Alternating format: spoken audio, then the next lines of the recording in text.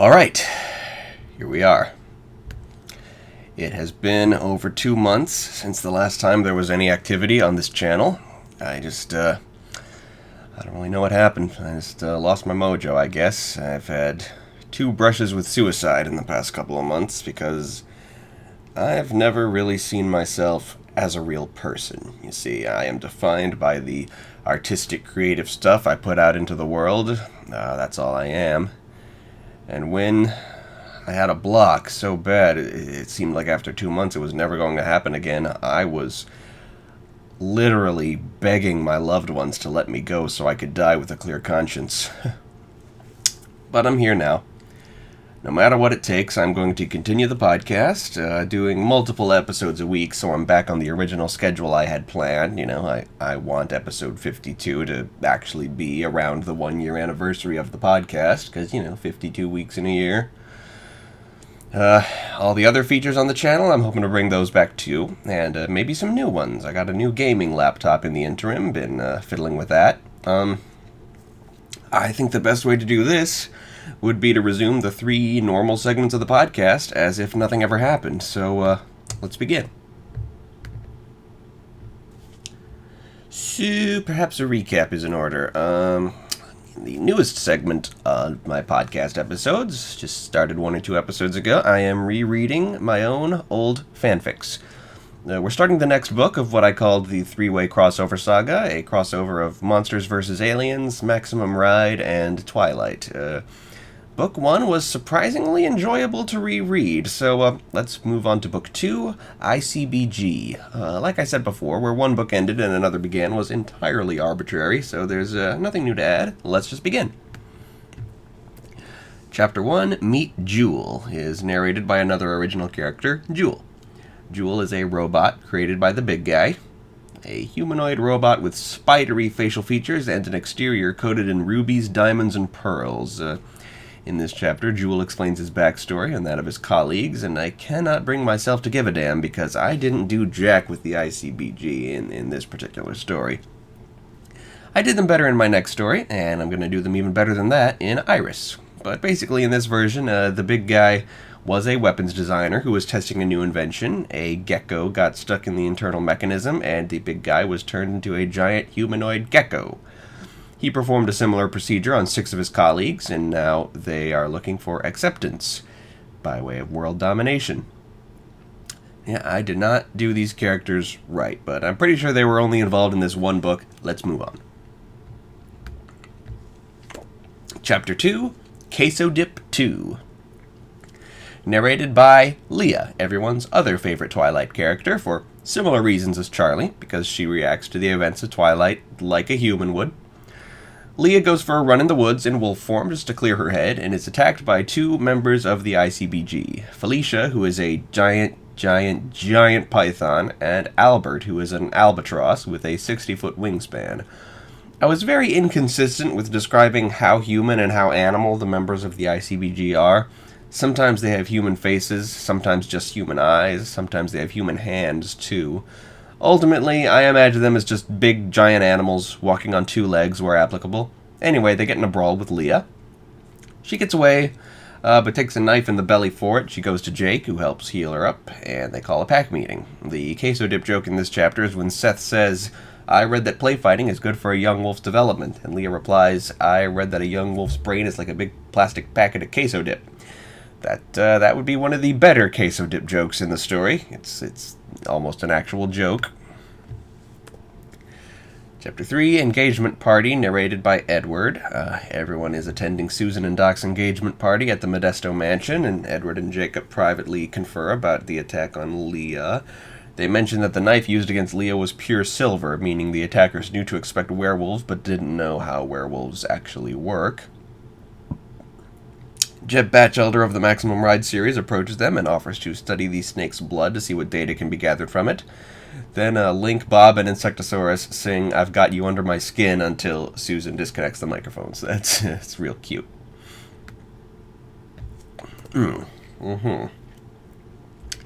Chapter 4, Blogs, narrated by Fang. Fang makes a blog post, the only noteworthy information in it being that he's considering starting a garage band. He checks the blogs of Insectosaurus and Susan for updates on the wedding, which makes him imagine marrying Max, but he shakes those thoughts out of his head. Chapter 5, A New Plan, narrated by the previously mentioned giant snake woman, Felicia. Felicia and Albert are tasked by the big guy with designing a massive trap for all the monsters so they can be ransomed. It's revealed that Felicia and Albert don't really want to be part of the international conglomerate of bad guys, but since they've become monsters, they don't have much choice. And when they start conspiring, Jewel punishes them physically. The big guy doesn't approve of punishments, but nor does he believe that Jewel administers them. So, yeah, Jewel is a sadist behind the big guy's back. I ran with that the next time I reinterpreted these characters. Chapter 6, Revenge of the Queso Dip, narrated by Susan. Susan visits the flock's base of operations at Dr. Martinez's house, where Iggy has prepared some food samples, and Max is invited to be a bridesmaid because Susan has kind of lost touch with her human friends. Nudge is happy that Iggy is being snarky and cheerful, but this quickly ends when Aaron shows up. The queso dip joke is more in-depth in this chapter. Iggy makes queso dip with his secret recipe, and Susan tastes it, and we get this exchange. Wow, this is amazing! What's in it? Queso. Besides that, secret ingredients. Like what? If I told you, it wouldn't be a secret. Oh, come on. Fine, can you keep a secret? Yes, me too. I'm pretty sure I stole every bit of that from various bits of dialogue from a Freddy Fish game. The only part I can take credit for is converting it all into a single conversation, but that's hysterically funny. Chapter 7, Strip Poker. Oh, this ought to be good. Narrated by Bella. So all the Cullen men are playing strip poker, with Bella using her powers so Edward can't read everyone's mind, so it's fair. That's actually kind of nice. Like, Edward can't suppress his own power, so he can't usually play games with people, but now, yeah. So the 4 Cullen men are playing strip poker, for no reason, which Bella and Esme think is ridiculous, but better than the time they had a human food eating contest. And that's the first half of ICBG. It's substantially shorter than Monsters vs. Vampires. We will finish this story next episode. Today in Droon, we're reading Book 27, The Chariot of Queen Zara. This is one where they go to the moon, and that's all I remember.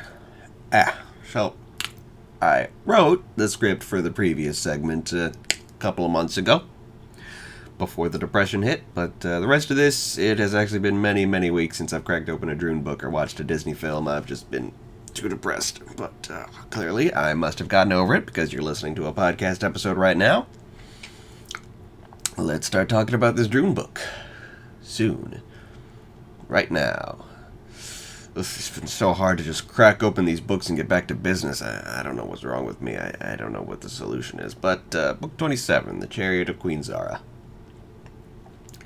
Chapter 1, Over the Volcano. Okay, so we pick up where we left off, which was a very exciting place, the pit in Calabaz that leads straight to the Volcano Palace. I forget the name of the Volcano Palace. I've really been away too long. Okay, so Julie is trying to fly every hero present down to Droon, and it's a lot of people, so she can't necessarily lift them all, so there's an epic landing scene involving everyone's powers, kind of like in, I don't know, reminds me of something. Iron Man 3, maybe? So they,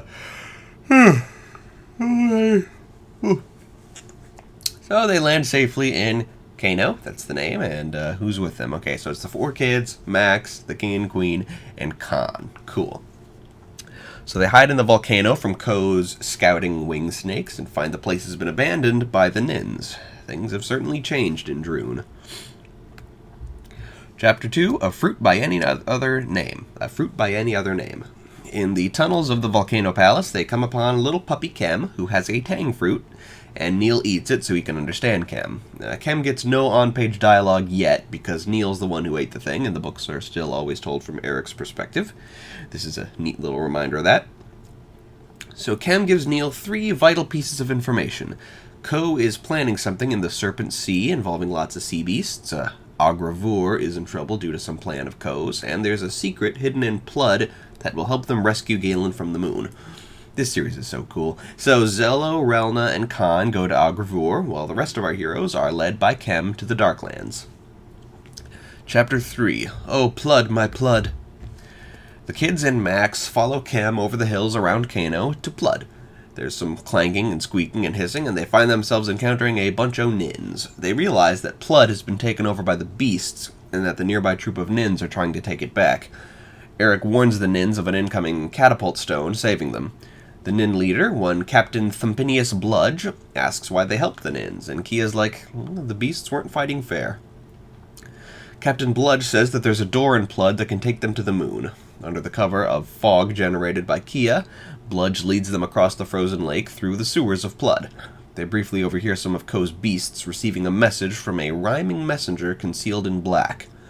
They enter a room marked with the symbol of the Moon Medallion, and there they find many of Spar's old childhood possessions, including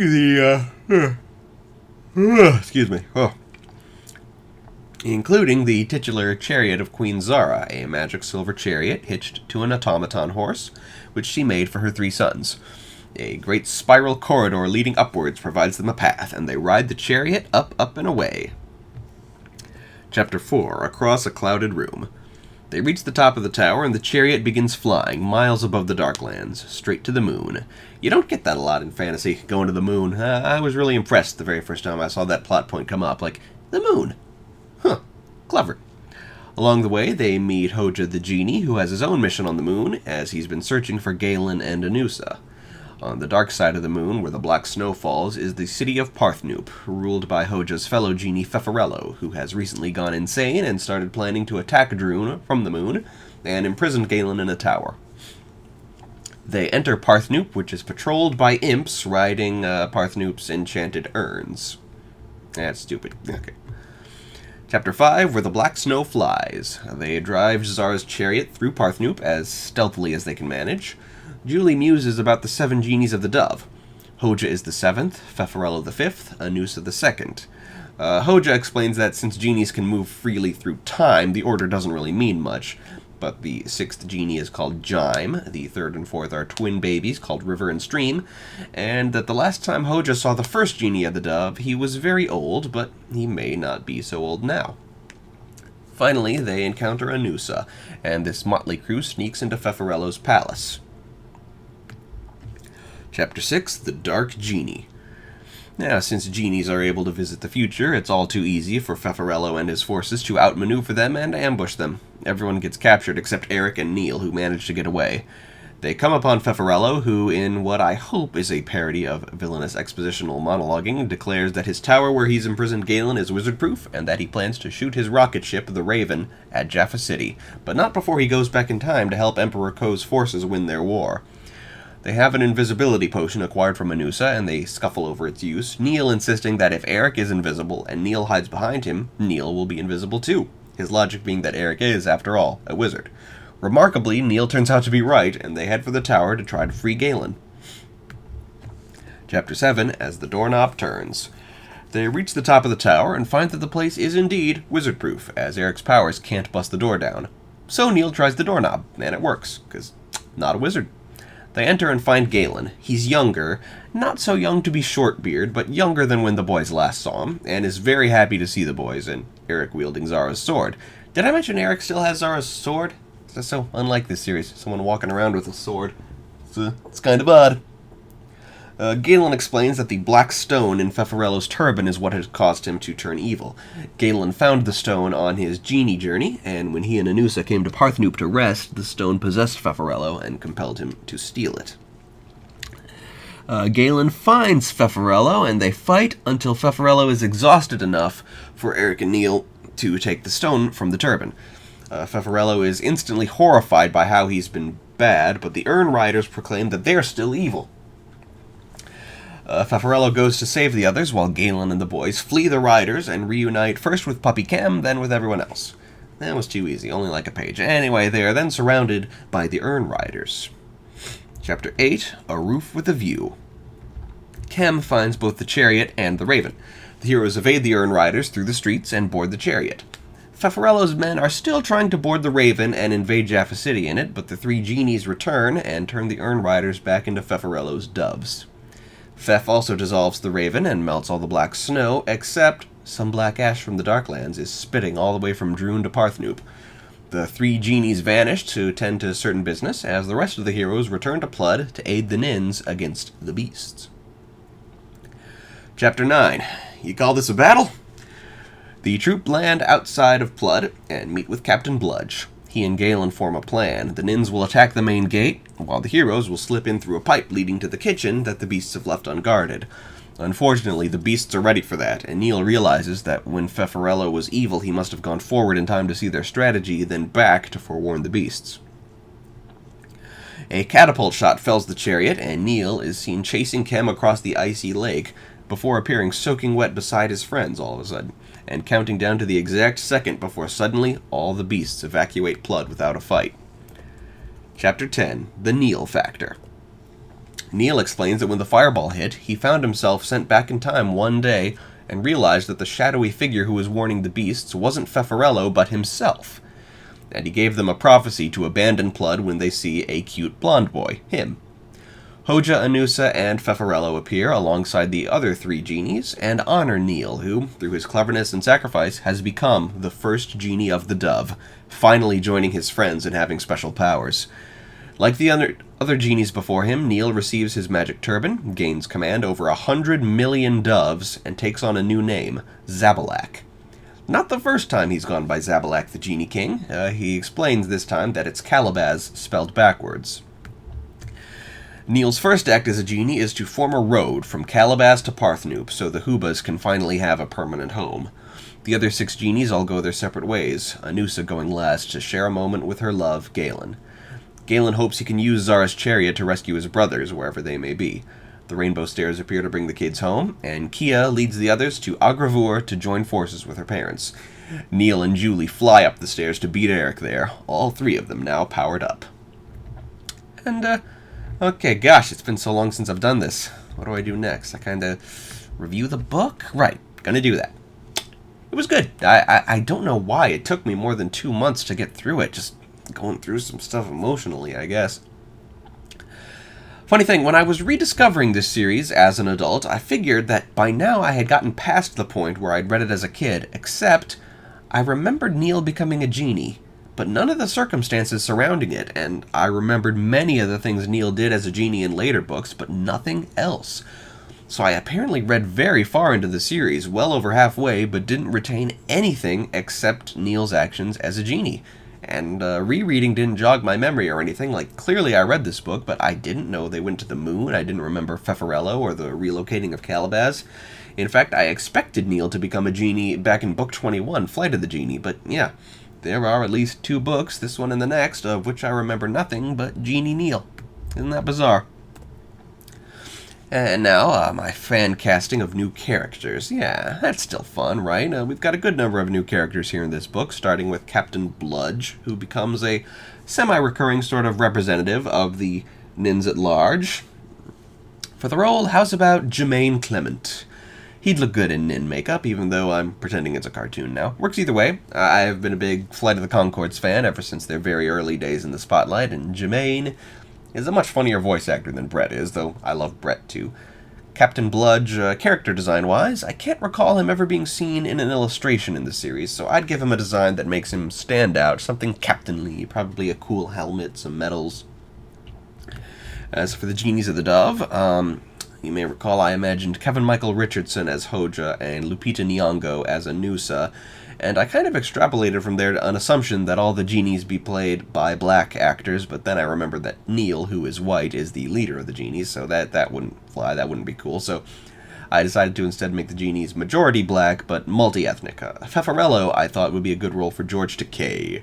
That would be a fun role for an older guy. Fefarello is described and illustrated as a fairly short man dressed all in black. He has a great big bushy beard and mustache, and like all the genies of the setting, he wears a turban. Once he turns back to good, his clothing becomes a more pleasant blue and yellow. For the other genies, who appear only briefly here and later, there's Jime. According to the Droon Encyclopedia on the Scholastic website, Jime sometimes appears elderly, sometimes young. I saw no signs of that anywhere in the actual text of the books, but sure, let's go with that. And I wanted to cast another notable voice actor, so I went with Jessica DeSico. As for River and Stream, they're described as tiny twin babies, so we'd cast a couple of toddlers. Black, so more than half the genies are black, and very giggly. And I'm pretty sure they're a boy and a girl. I'll have to check their next appearance. And there we are. As of right now, I finally have a completed script for this episode. Next segment.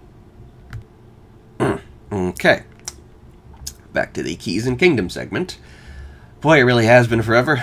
Disney Plus is coming out soon, but hopefully I'm back on task well enough that I'll still have to buy a few movies before then.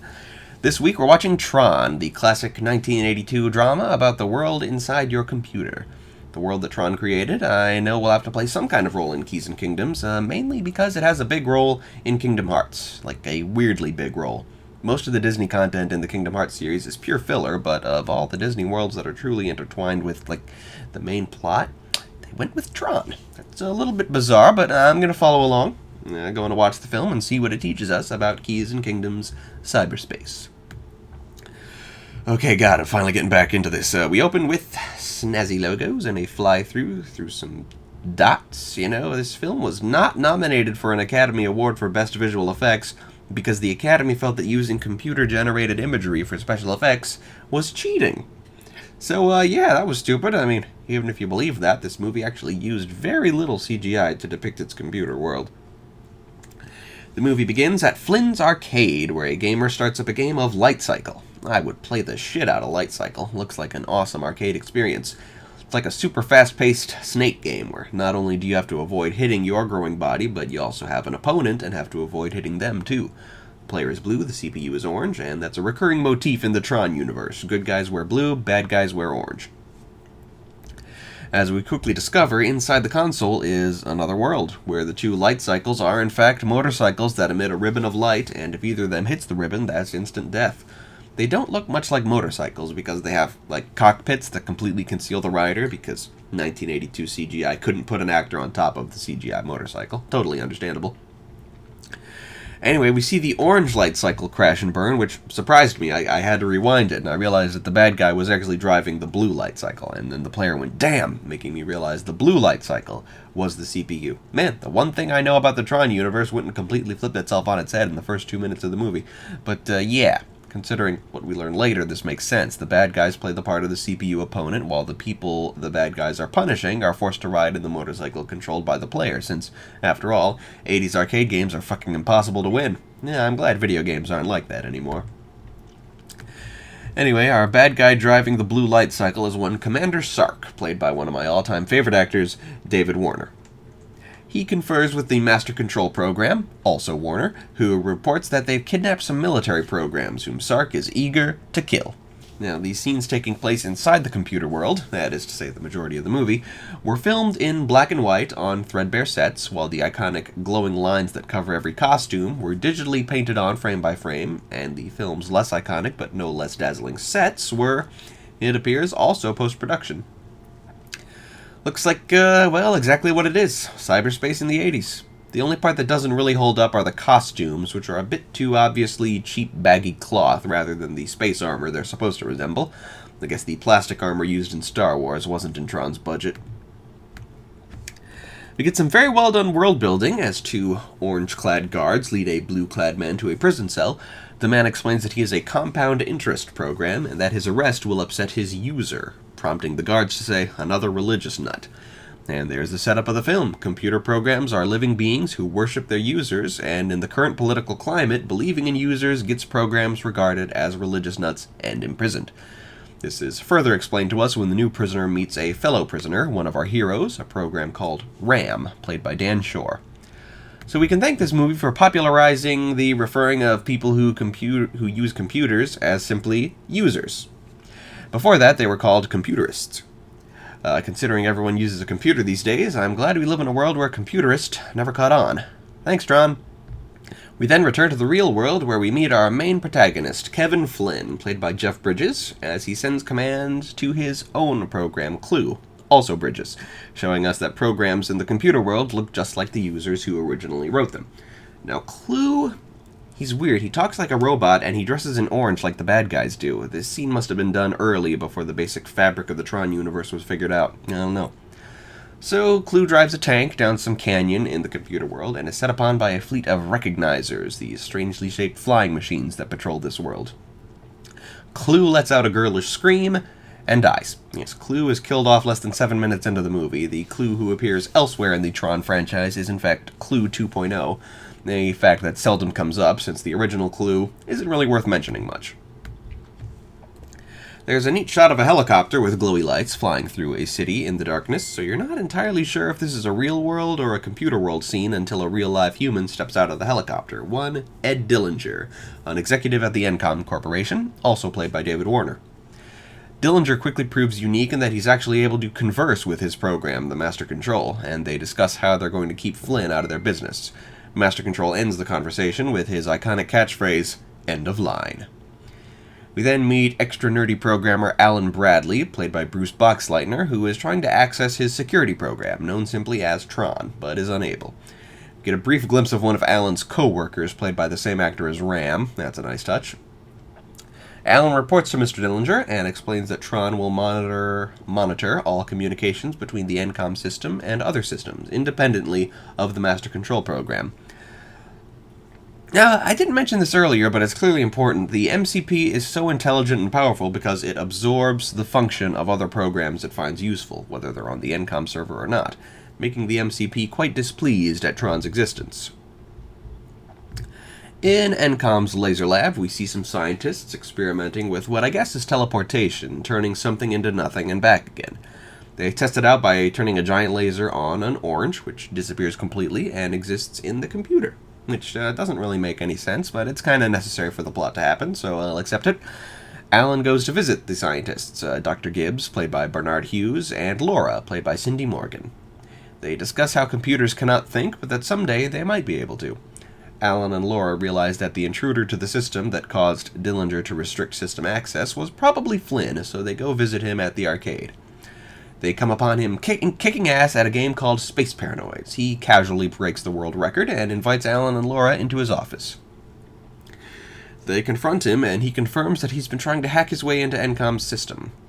They ask if he's embezzling, and he explains that he's been trying to find some evidence. Evidence that 3 years earlier he created Space Paranoids, and Dillinger stole it and the credit, becoming rich and rising through the ranks, while Flynn was eventually fired from the company and now makes his living as the owner of the local arcade. They warn him that Dillinger is onto him. Flynn gives up hope, but Alan realizes that if his Tron program was running, he could shut down the MCP, and Flynn could find the evidence he needs. So they formulate a plan. They sneak into Encom via the iconic big door that leads Flynn to make his famous remark, "That is a big door." Let's see, I used to know what the gigantic hydraulic door they used for this scene actually is. Maybe it was to a bank or something? I don't feel like looking it up. Meanwhile, Dillinger is arguing with Gibbs, who, as it turns out, is the man who started the company and originally created the MCP. But the way Dillinger runs things makes him wish he were back in his garage. Later, Dillinger talks to the MCP, who reveals that he's bored with stealing data from corporations and has been looking into hacking the Pentagon and the Kremlin so he can run human society. He gets Dillinger to cooperate by threatening to leak the secret to Dillinger's success to the newspapers. Laura takes Flynn down to the laser lab while Alan goes up into his own office so he can use Tron once Flynn has activated it. Flynn gets on Laura's computer and the MCP begins speaking to him, warning him to quit messing around. So the MCP activates the laser, zapping Flynn and bringing him into the digital world. There's a very good assortment of trippy visuals leading us into it, and Flynn finds himself dressed as a program and immediately confronted by guards. The MCP lets Sark know that he now has a user to deal with.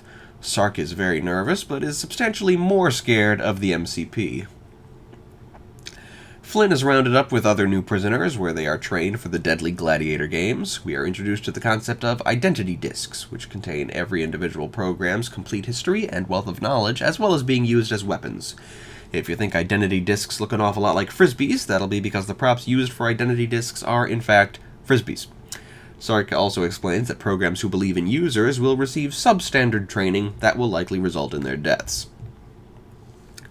And here, we're finally introduced to our title character, Tron, also played by Boxleitner, handily winning a gladiator match against multiple orange guys. He is said to fight for the users. Flynn gets to know Ram, and figuring out rather quickly that he's in some sort of digital world where programs are people, lies that he doesn't remember his past. Flynn is placed in a gladiator game in which the two combatants are placed on a series of concentric rings, where when a weapon hits a ring, it vanishes, and eventually one of the combatants will fall into the bottomless pit below. Flynn gets the hang of it quickly and wins, but refuses to kill his opponent. Sark kills him anyway, and considers killing Flynn, but elects to follow orders. The MCP wanted him to die playing. Flynn finally meets Tron and instantly recognizes him as Alan. I gotta say, Flynn adapts remarkably quickly. He says he's a program from a user who knows Alan, and that his user wants him to go after the MCP. Flynn, Ram, and Tron are thrown into a light cycle battle against 3 orange guys. They defeat their opponents and do what no program has tried before, breaking out of the games via a hole in the wall and riding to safety. I remember renting this movie shortly after the sequel came out in 2010. Zia tried to follow along with it, but the plot had her completely lost, and she couldn't tell Flynn, Ram, and Tron apart because they all dressed the same. She tried, bless her. Tron knows how to get to the MCP, but he can't do it without help from Alan, so they need to get to the input-output tower, which is basically a church. The trio drink from a pool of what is apparently a pure source of power, rejuvenating them. It doesn't make much sense, but nothing does when you try to personify programs and whatnot. It's just a nice moment. They hop a light cycle to escape some pursuing tanks who blow up Ram and Flynn's bikes. Tron screams in anguish and makes his escape. Flynn hides with a wounded Ram. Using his user powers, Flynn reassembles a broken recognizer into a functional one, with blue light because good guys. Ram realizes that his new friend is a user, and confident that everything will be alright now, he dies happy. Flynn encounters Bit, a small entity that we first saw assisting Clue.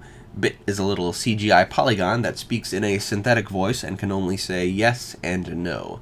It recognizes Flynn as Clue's user and latches onto him. Flynn flies his recognizer into the city, eventually crashing it, and we never see Bit again. What the hell was the point of that? Meanwhile, Tron finds his friend Yori, evidently a program of Laura's creation, as she's also played by Cindy Morgan. They sneak through the city so they can hide out and make some plans, eventually coming to the I.O. Tower where they meet Dumont, evidently Dr. Gibbs' program, as he's also played by Barnard Hughes. Small world. Dumont explains that the MCP's regime hates him and his occupation, considering they're trying to purge everyone who believes in users, but they keep him around just in case one of them needs to confer with their user. A very hypocritical regime. Dumont allows Tron into the chapel so he can make contact with Alan. I like the implication that everything happening within the computer world is happening exponentially faster than it is in the human world. Like, Flynn's in there for probably at least 1 day, but maybe nobody in the human world would have ever noticed he was gone. This is made a bit more explicit by the sequel, which is a film I enjoy very much. So Tron enters the chapel and holds up his identity disc to a beam of light from the heavens so he can retrieve his instructions from Alan. Tron's disc is imbued with the power to destroy the MCP and save the system, so long as he can get it into the MCP's heart. Tron and Yori flee, and Sark and his guards break into the I.O. Tower and arrest Dumont. Yori activates possibly the most iconic vehicle in the Tron universe, the Solar Sailor. They join forces with Flynn and sail it across an ocean of code toward the central computer where the MCP resides, pursued all the while by Sark's massive but not as fast battleship. Flynn decides to tell the programs the truth, that he's a user. Tron assumes that this means everything Flynn's done so far has been according to a plan, but Flynn has to admit that users are no more prescient or divine than programs are. Tron takes this surprisingly well. Things are lighthearted for a while as they continue to travel, until it turns out Sark's battleship took a shortcut, and he runs down the Solar Sailor, seemingly killing Tron in the collision. Flynn and Yori are locked up in the brig with Dumont. Dumont is to be taken before the MCP along with some other believers, while Yori and Flynn are left to die. But Tron, of course, turns out to have lived and stowed away on the battleship. We enter the realm of the MCP and finally see our villain, a spinning beam of light with an eerie, stretched human face. Tron disembarks the battleship and starts killing bitches, as Dumont and the other religious programs are to be absorbed into the MCP. The MCP sends Sark out to deal with the threat. Tron and Sark duel, and it's brutal, and Tron ultimately wins. Tron attacks the MCP, who defends himself, as well as resurrecting Sark as a zombie giant. There's a moment where Flynn and Yori kiss, which is pretty awkward, because elsewhere it sure seems like Yori has a thing with Tron, just as Laura and Alan are together, and Laura evidently used to date Flynn. Yeah, the romance in this film is more superfluous than most. The sequel did romance better, made it matter. So anyway, Flynn dives into the MCP's heart and messes with his wiring and stuff, leaving the MCP defenseless so Tron can plunge his disc into the thingy, and all the extra power and functions the MCP has stolen are stripped away, leaving him very briefly as he once was, a mere chess-playing program, played by Bernard Hughes to represent how Gibbs was his original user, before he fades away into nothing along with Sark. Tron, Yuri, and the religious programs evacuate as the MCP's death turns the system back into a free system. I/O towers all over the system light up as programs are once again able to connect with their users. And Flynn, after his sacrifice, is brought back into the real world, along with a printout containing the proof that Flynn created space paranoids. Somehow it doesn't look much like proof to me, but whatever, it's a movie. It's this movie. Dillinger gets the same data on a screen he usually uses to communicate with the MCP, and realizes his career is over. The film ends with Flynn now being the guy who rides in the NCOM helicopter, meeting Alan and Yura on the roof, as the sun goes down in a time lapse and makes the real world look like the world inside the computers. And so the credits roll to some score, and then a song by Journey. Nice. Strange film. 1982 was definitely too early to make a movie about computers. Nobody understood it at the time, and yet it's still something of a cultural landmark. It's really, really nice to be back watching Disney films again. Whatever slump I was in before these past 2 months, hasn't been 3 by now. Thank God it's over. It was driving me insane. So what Tron elements will I include in Keys and Kingdoms? Well, there's a lot of iconic imagery in Tron. The vehicles, the weapons, the religion, the gladiator games. Will I maintain this cyberspace aspect? I can't be sure yet. There's nothing quite like Tron. It's all very characteristically Tron. But I am creating an RPG that employs Disney imagery, so I might as well use as much Tron stuff as I possibly can. Okay, that's done. That's an episode. I am back. Here's hoping that I have the passion to stay in the game and continue bringing you my esoteric content. Thank you.